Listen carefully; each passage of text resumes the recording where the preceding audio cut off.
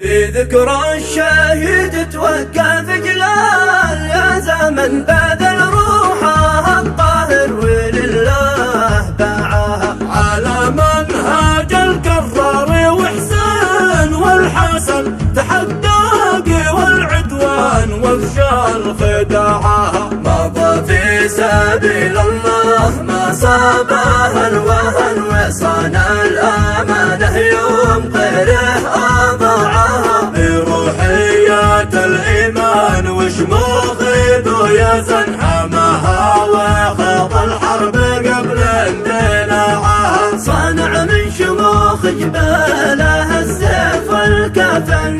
وعشاه وام الأرض واشبع سباعها دفن على الأعراف والشرع والسنن ويطلق حد الذل وعلى الوداعها قضية مصيرية حملها بلا وهن بإيمان مطلق فوق ظهره وزاعها رآها سفينة فوق موجه من الفتن في كان الرياح اللي تحرك شراعها دفناه لكن ما دفنا سوى البدن وهو حي في جنات طيب متاعها مجاهد شراها الله والجنة الثمن كعرض السماء والأرض حجم اتساعها